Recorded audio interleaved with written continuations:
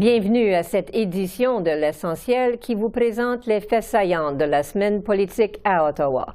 Ici Julie Van Dusen en remplacement d'Esther Bégin.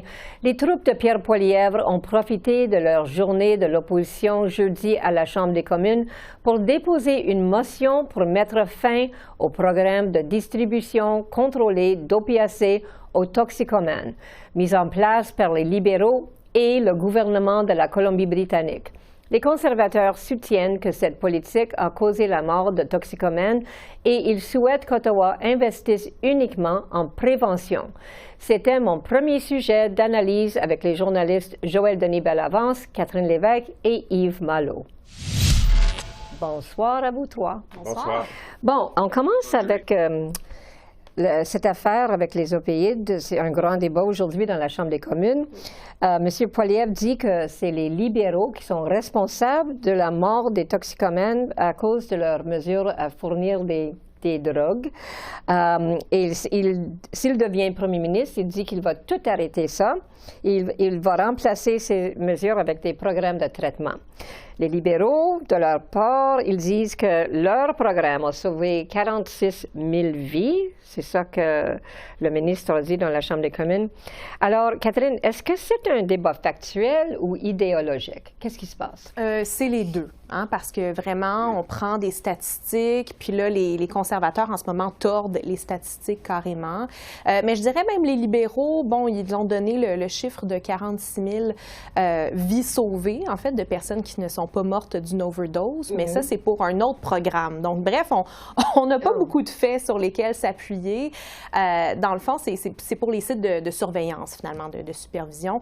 Alors, vraiment, en ce moment, c'est ça, c'est une guerre d'idéologie. Dans le fond, c'est contre les conservateurs, dans le fond, qui veulent justement qu'on soit plus dur envers les criminels, dans le fond, que vraiment qu'on n'essaie pas de les aider via d'autres programmes. Les libéraux, disons, qui vont plus d'une approche en santé publique actuellement, parce que en fournissant, en prescrivant des drogues, disons, plus sûres, plus sécuritaires, bien justement, on évite que les gens meurent d'une overdose, parce que justement, si on les coupe tout de suite, là, ils ont plus de chances peut-être d'avoir justement des problèmes. Alors vraiment, on voit vraiment deux approches totalement différentes et je vous dirais que le débat est devenu très épicé aujourd'hui. Oui. Puis qu'est-ce que vous avez remarqué à propos du débat? Est-ce que c'est devenu acrimonieux, toxique? C'est quoi? Acrimonieux, toxique et même passionné, émotif, parce qu'on a débattu aujourd'hui toute la journée sur cette question et on voyait certains députés aujourd'hui débattre de la question et les larmes coulaient. Il y a des gens qui sont vraiment touchés, marqués par cette épidémie de l'opioïde. Il faut dire que ça touche beaucoup l'Ouest canadien, mais ça s'est répandu au fil des années vers l'Ontario. L'Ontario aussi a ses problèmes, au Québec également. Et je ne crois pas qu'un gouvernement fédéral seul peut, à lui seul, justement, régler ce problème. Ça prend une participation, une concertation avec les provinces qui sont responsables aussi des programmes de santé au Canada. Donc, ça prend une concertation, mais il n'y a pas de solution magique. Et ça, je pense qu'on s'en rend compte avec le genre de débat qu'on a aujourd'hui. Et je suis d'accord avec ton analyse, avec ce que tu affirmes, Julie, en disant que c'est vraiment un débat d'idéologie. La solution conservatrice, c'est donner des traitements, couper le service de sites de supervision des drogues qui sont données sous supervision et l'approche libérale qui est plutôt celle-ci, pas très... on ne veut pas envoyer les gens en prison inutilement, on veut les aider, on veut leur fournir la drogue qu'il faut pendant un certain temps. Donc, il y a vraiment deux approches. Je pense que l'électorat devra trancher éventuellement à savoir quelle approche elle préfère. Alors, Yves, qu'est-ce que tu penses du débat? Est-ce que les Canadiens suivent ça de près, les Québécois? Est-ce qu'il y a toutes sortes de façons de regarder ça? Qu'est-ce que tu penses?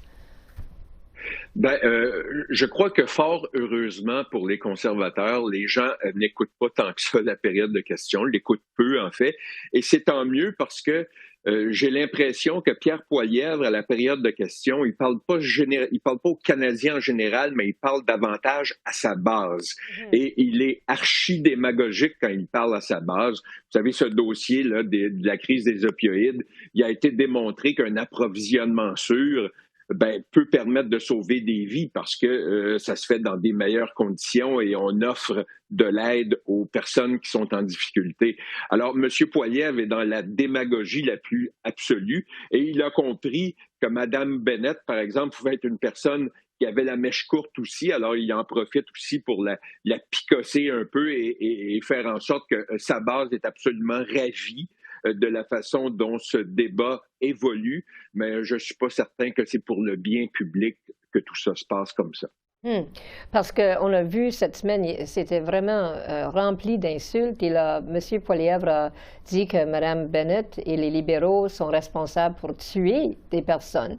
Et Mme Freeland s'est mise debout, puis elle a dit, toi, tu n'as fait rien, tu as juste fait de la politique dans ta vie. Elle était au moins médecine dans sa carrière. C'était pas mal personnel. Oui, c'est devenu très personnel, mais quand même, c'est ça, Pierre Poilievre criait aux libéraux, vous tuez des gens, ce qui est archi faux. Dans les faits, la plupart des gens qui meurent, finalement, de cette crise des opioïdes, c'est à cause des drogues qui ne sont pas prescrites, qui ne sont pas sûres et sécuritaires. C'est des drogues, justement, soit qu'ils échangent, pour des drogues plus dures, comme du fentanyl, dans la rue, mais vraiment, c'est là, c'est 80% des gens, je vous dirais, en Colombie-Britannique, juste cette année, qui sont mortes dans ce contexte de la crise des opioïdes, là, qui sont dues à cette drogue-là. Donc, c'est archi faux de dire que c'est de la faute du gouvernement, finalement, que les gens meurent. En même temps, c'est ça. Donc, c'est devenu très personnel parce qu'effectivement, Caroline Bennett, médecin de formation, elle a traité des gens justement qui ont des problèmes de drogue. Et puis, c'est ça, Mme Freeland a dû venir à sa défense, dans le fond, pour dire, écoutez, Pierre Poilievre, t'en sais rien finalement, parce que tu as été politicien toute ta vie. Alors vraiment, on voit que c'est ça, quand on parle d'une guerre idéologique, là, c'est... Ce qui est intéressant aussi, ce qu'on voit avec le Parti conservateur depuis quelques semaines, c'est qu'il est en train de préparer soigneusement la prochaine campagne électorale, misant sur des éléments qui sont forts en images, fort en symboles. Il y a eu la question de la crise des opioïdes cette semaine, on l'a vu, mais aussi la question de la libération sous caution, le jail or bail, ça c'est aussi un thème qui est cher aux conservateurs. La question aussi de la lutte à l'inflation, la gestion des finances publiques. Ils ont vraiment resserré la vis cette semaine sur la question du contrôle des dépenses. La ministre des Finances a témoigné devant le comité des finances. On lui a posé des questions. Êtes-vous capable de nous dire combien on paie en frais d'intérêt? Oui. Elle n'a pas répondu à la question. On l'a insulté aussi au comité des conservateurs. J'ai trouvé qu'on est allé peut-être un peu fort. Mais enfin, on voit que le Parti conservateur prépare soigneusement la prochaine campagne électorale avec chacun des thèmes qu'il martèle de cette façon-là. C'est ça. On voit comme une mini-campagne là, qui déroule. Hein? Alors, Yves, j'aimerais passer au sujet de Stellantis. Encore, cette construction de l'usine à Windsor est encore suspendue. C'est pas réglé l'affaire. Alors, qu'est-ce que vous pensez de... Il y a quelqu'un qui va gagner. Qui a le plus à perdre? C'est-tu M. Trudeau ou M. Ford en Ontario, si c'est pas réglé? Moi, je pense que c'est M. Trudeau parce que, vous savez, Stellantis a signé un contrat et a eu des engagements de la part du fédéral. C'est comme si, par exemple, j'achetais une voiture et à certaines conditions, et que le lendemain, mon voisin obtient la même voiture pour moins cher, avec plus d'équipement. Ça se peut que je retourne voir le vendeur et que j'exige les mêmes rendements, les mêmes services. Alors, quand Stellantis a vu que Volkswagen avait obtenu un deal bien meilleur que le sien, je crois qu'il est tout à fait normal qu'ils veulent réviser les termes du contrat. Et quand le fédéral dit au gouvernement Ford de faire son effort, je pense que le gouvernement Ford a donné le même montant à Stellantis qu'il a donné à Volkswagen. Oui. Je pense que c'est au fédéral de régler le dossier. C'est eux qui sont les responsables de ce dérapage. Alors, Catherine, depuis longtemps, on voit que c'est une vraie amitié entre Doug Ford puis Chrystia Freeland, même avec le premier ministre. C'est rendu un peu aigu avec le dossier de Stellantis. Oui, disons que c'était une amitié de... Bien, je pense que c'est une vraie amitié avec Mme Freeland, là. Ils sont des bons amis, mais avec M. Trudeau, c'est bon, c'est comme avec François Legault, hein. C'est une amitié quand ça fait leur affaire. Oui, Ils étaient très amis lors de cette annonce de Volkswagen, mais évidemment, le naturel revient au galop quand il s'agit d'argent, surtout. Et je pense que le gouvernement, bon, pour répondre à Yves, je pense que le gouvernement fédéral se rend compte actuellement que, justement, pour faire compétition avec les États-Unis, avec le Inflation Reduction Act, il va falloir sortir beaucoup, beaucoup d'argent parce que, justement, on a fait cette entente avec Volkswagen, mais là, toutes les entreprises vont vouloir avoir quelque chose de similaire. Alors, vraiment, je pense qu'on se rend compte que ça va coûter beaucoup plus cher là, que prévu, finalement, d'attirer des compagnies. Et surtout, bien, on peut pas juste faire ça pour l'Ontario. Il y a d'autres régions à travers le pays, donc ils vont vouloir avoir de l'argent aussi. C'est ça. Alors, est-ce que M. Trudeau va être obligé de donner plus de l'argent ou est-ce qu'il va perdre, est-ce qu'il va être préparé à perdre Stellantis? Moi, je pense qu'il n'y a pas le choix de signer un chèque à nouveau pour Stellantis. Je pense qu'il a fixé la barre avec le deal qu'il a conclu avec Volkswagen. 13 milliards de dollars sur 10 ans, c'est la somme à laquelle s'attend maintenant Stellantis. Et le gouvernement fédéral négocie avec d'autres entreprises, me dit-on en coulisses, qui pourraient peut-être investir. Donc, il va falloir se préparer à signer l'autre chèque. Et comme Catherine le dit, a-t-on le choix avec ce qui a été mis sur la table aux États-Unis, avec l'Inflation Reduction Act qui allonge beaucoup de dollars? Si on veut avoir notre part du gâteau dans cette industrie qui se renouvelle, l'industrie automobile, il va falloir, je pense, cracher beaucoup d'argent. Donc, M. Trudeau devra se préparer à signer un autre chèque, à mon avis. Sinon, si on perd Stellantis, c'est un bien mauvais message qu'on envoie au reste des autres entrepreneurs. Et je pense aussi que le gouvernement fédéral et le gouvernement de l'Ontario ont intérêt à régler ça en privé. Parce que cette chicane publique n'aide pas forcément à régler le dossier à l'avantage de tous. Peut-être qu'ils ont maxé leur carte de crédit, on ne sait pas. Parce que c'est beaucoup d'argent. En tout cas, alors c'est très intéressant. Je vous remercie. Alors bonsoir puis bon week-end. Bon week-end à toi aussi. Au revoir. L'initiative du siècle et les tensions entre Ottawa et Québec sur les cibles en immigration ont encore une fois défrayé la manchette à Ottawa.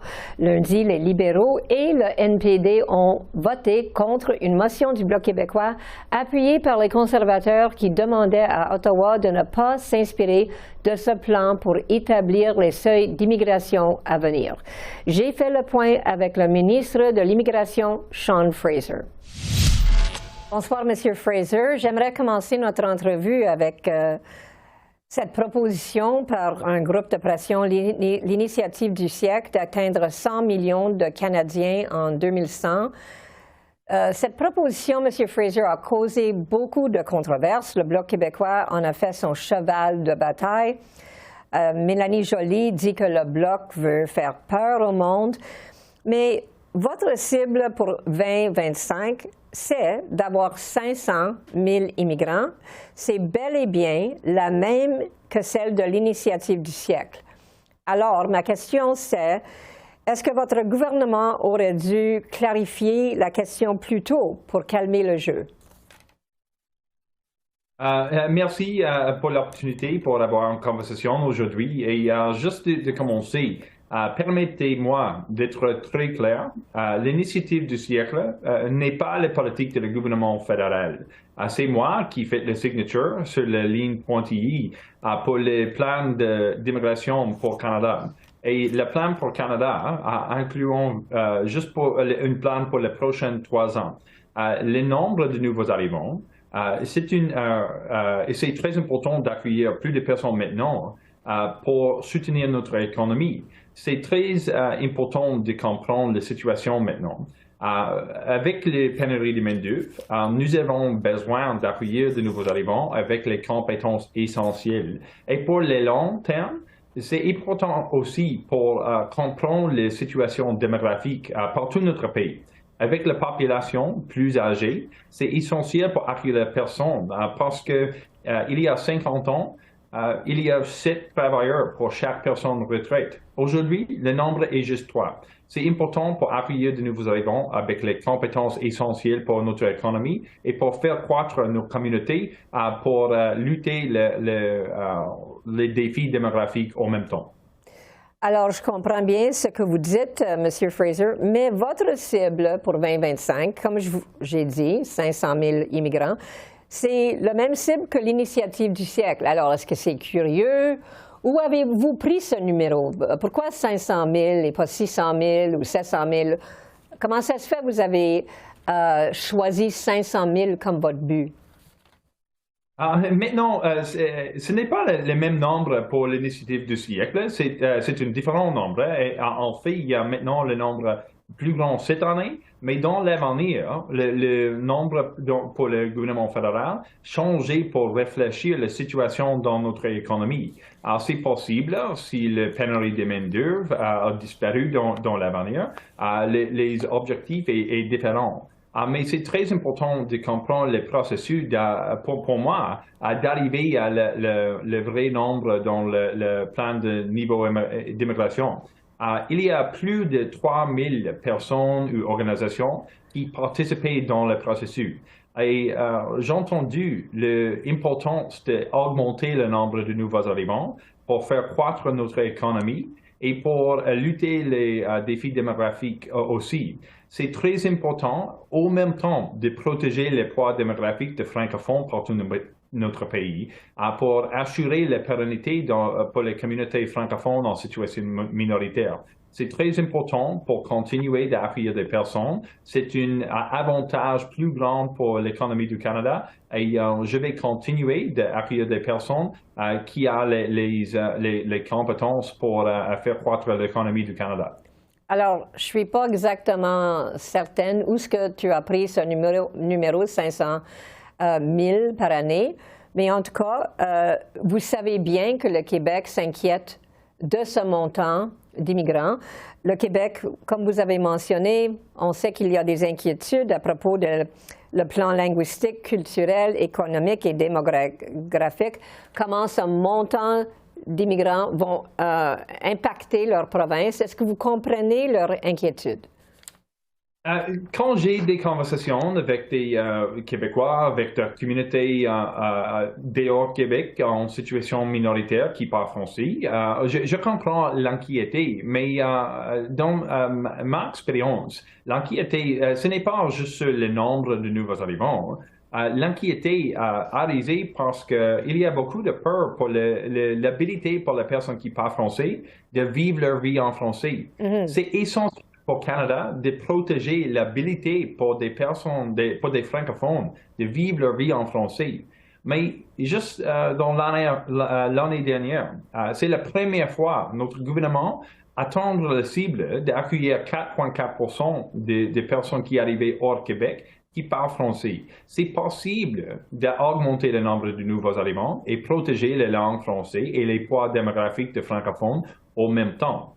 Pour Québec, c'est essentiel de comprendre que Québec a le pouvoir maintenant pour mettre le niveau d'immigration pour la province de Québec. Si Québec veut augmenter le nombre des immigrants, c'est possible maintenant, mais c'est un choix. Nous transférons proche de 700 millions de dollars au Québec pour l'intégration et francisation. Et Québec a l'habilité pour choisir chaque personne dans les voies économiques pour arriver au Québec. C'est difficile pour moi, ce n'est pas possible pour moi de mettre le niveau pour Québec. C'est une décision pour le ministre du Québec et c'est une décision pour accueillir des personnes avec les compétences économiques aussi. C'est le rôle pour moi et pour gestion les systèmes d'immigration hors Québec et pour assurer l'habilité pour le gouvernement fédéral de transférer des fonds pour l'intégration et francisation au Québec aussi. Et vous savez, j'imagine que Mme Fréchette, le ministre de l'Immigration du Québec, elle a dit qu'ils n'ont pas été consultés là-dessus. Est-ce que vous savez pourquoi vous ne l'aviez pas consulté là-dessus? Premièrement, j'aime bien le ministre Fréchette. C'est un bon partenaire pour l'entente avec les États-Unis et pour des autres enjeux aussi. Mais maintenant, c'est très important de comprendre la situation au Québec et la situation hors Québec. Ce n'est pas pour une province de fournir les perspectives pour le nombre de nouveaux arrivants qui arrivent à des autres provinces. Mais c'est très important pour moi de protéger les termes de l'accord avec Québec. Nous avons l'accord Canada-Québec pour l'immigration maintenant. C'est un accord où on entend sur l'accord, Québec a l'habilité pour accueillir les poids démographiques plus 5% chaque année. C'est possible maintenant pour Québec d'accueillir proche de 60 000 personnes additionnelles qui parlent français. Mais ce n'est pas pour Québec pour faire la décision pour le nombre de nouveaux arrivants qui arrivent à Nouvelle-Écosse ou Manitoba ou des autres provinces. C'est très important pour moi de protéger l'accord parce que ça marche maintenant. Sur l'accord, les provinces de Québec ont l'habilité pour mettre le niveau d'immigration pour la province et choisir les nouveaux arrivants économiques aussi. C'est très important d'utiliser l'accord pour la gestion de la situation au Québec, mais c'est très important pour moi de réfléchir les perspectives pour des autres provinces dans ma plan pour immigration partout notre pays. Alors, il nous reste moins d'une minute, mais est-ce qu'il y a moyen que vous pouvez commenter sur le Roxham Road qui a été fermé? Il y a les douanières américaines réagissent en envoyant les migrants qui essaient de rentrer dans les États-Unis. Ils vont les repatrier dans leur pays d'origine. Ça est arrivé à environ plus de 200 personnes. Est-ce que vous avez une réaction là-dessus? J'ai travaillé très proche avec mon homologue les États-Unis, le secrétaire Mayorkas, pour promouvoir les voies régulières pour les personnes qui cherchaient un avenir au Canada. Pour les personnes qui cherchaient des opportunités économiques, nous avons des programmes économiques. Pour les personnes qui cherchaient chercher d'asile dans notre pays. Nous avons un processus pour protéger l'habilité pour les personnes à chercher d'asile qui fuient l'oppression, la guerre, la violence et des autres défis. Mais c'est une décision pour moi et pour notre gouvernement d'assurer la personne qui cherche d'asile. C'est important pour cette personne de faire une application pour l'asile dans le premier pays avec l'habilité pour assurer l'habilité pour un avenir sûr pour les personnes. Bon, alors c'est certainement quelque chose qu'on doit surveiller. Alors, je vous remercie beaucoup, M. Fraser, pour votre temps avec nous autres. Alors, bonsoir. C'est un plaisir. Bonne soirée. Un prévenu accusé à nouveau d'un crime violent avec arme devra démontrer à la Cour qu'il ne pose pas de risque pour la société pour être libéré en attente de son procès. Le ministre de la Justice, David Lametti, a déposé mardi un projet de loi en ce sens pour renverser le fardeau de la preuve pour les récidivistes inculpés d'un crime violent quand une arme est utilisée et que le criminel a été déclaré coupable d'une infraction du genre dans les 5 dernières années. J'en ai discuté avec le ministre de la Justice, David Lametti. Bonsoir, M. Lametti. Ça me fait grand plaisir. Ça me fait grand plaisir, moi aussi. Alors, je me demande premièrement, est-ce que vous avez subi des pressions des provinces pour faire ces changements que vous annoncez aujourd'hui? Est-ce que c'était un cas en particulier ou est-ce que la loi qui existe maintenant avait beaucoup de problèmes? Qu'est-ce qui vous motive de changer toute cette affaire-là? Je crois d'abord que la loi et le processus de libération sur caution au Canada fonctionnait assez bien. Mais au mois d'octobre passé, la Colombie-Britannique a soulevé la question lors d'une réunion des ministres de la Justice et de Sécurité publique. Et on a commencé à travailler là-dessus, au niveau technique. Donc, nos sous-ministres ont commencé à travailler ensemble pour identifier les pistes possibles. Évidemment, on a vécu toute la tragédie du policier Père Charles en Ontario au mois de décembre. Au mois de janvier, les premiers ministres ont écrit au premier ministre Trudeau pour demander des changements. Au mois de mars, on avait encore une fois eu une réunion des ministres de la Justice et de la Sécurité publique et en ayant fait beaucoup de travail déjà. Et donc, on est sorti de cette réunion-là au mois de mars avec un plan. Et donc, voici les fruits des discussions qu'on a eues. On cible les récidivistes violents, on cible les infractions avec les armes, on oblige le juge dans le processus de au moins poser la question des besoins des communautés et de regarder l'histoire, s'il y a une histoire violente. On a aussi renforcé le renversement de l'obligation de l'ONUS, le fardeau de la preuve dans les cas de violences intimes, qu'on avait ajouté avec le projet de loi C-75. Donc, on a renforcé le tout. Et donc, je crois que c'est un processus plutôt qu'un événement. Certaines provinces avaient identifié des lacunes et on a travaillé pour justement les renfermer. Alors, en renfermant les lacunes, est-ce que vous êtes inquiet que peut-être votre lutte contre le racisme systémique qui fait partie de la justice, est-ce que vous allez être capable de continuer de combattre ça avec ces changements? Je crois que oui. Je crois qu'on a bien équilibré le projet de loi C-48. Évidemment, la surreprésentation des peuples autochtones, de la population noire et d'autres peuples racisés, c'est un défi, c'est un problème qu'on doit corriger. On est en train de corriger le tir. On croit sincèrement qu'on a un projet de loi équilibré qui ne devrait pas porter atteinte à ce qu'on est en train de faire pour justement combattre la surreprésentation. Mais c'est une question active, c'est une question qu'on s'est posée. Je crois que nous sommes tous d'accord au niveau des ministres à travers le Canada. On ne veut pas renverser le progrès qu'on a fait. Donc, c'est un défi et on va surveiller de près la mise en œuvre du projet de loi, justement pour s'assurer que ce n'est pas le cas. Alors, tout à fait au début de l'entrevue, vous avez parlé du constable Greg Pershella qui est mort au décembre 2022. Et l'accusé était autochtone et il avait toutes sortes d'infractions contre lui à propos des armes à feu et des armes interdites. Monsieur Poilievre, en conférence de presse aujourd'hui, il dit que la même chose pourrait arriver, même avec vos changements. C'est malheureux, il nous reste 1 minute, mais je me demande, qu'est-ce que vous pensez de cette accusation? Bien, d'abord, je ne vais pas refaire l'analyse du juge en question. Mais ce que je peux vous dire, c'est qu'on donne un encadrement à un juge, justement, pour poser des questions et pour équilibrer les faits, la preuve devant lui.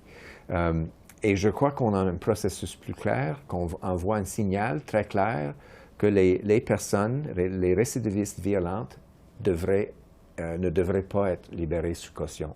Donc, c'est le message clair. On a un processus plus clair maintenant et j'espère que nous pourrons éviter des situations comme telles. Bon, alors c'est merveilleux. 14 secondes qui nous restent, juste assez de temps pour dire bonsoir et merci beaucoup. Merci beaucoup. Puis on va voir les réactions de vos changements dans les jours qui viennent. Merci beaucoup. Bienvenue. Alors, voilà, c'est là-dessus que se termine notre revue de la semaine politique à Ottawa. Julie Van Dusen qui vous remercie d'être à l'antenne de CEPAC, la chaîne d'affaires publique par câble. Esther Bégin sera de retour à la barre de l'essentiel lundi le 29 mai. Je vous souhaite une excellente fin de semaine.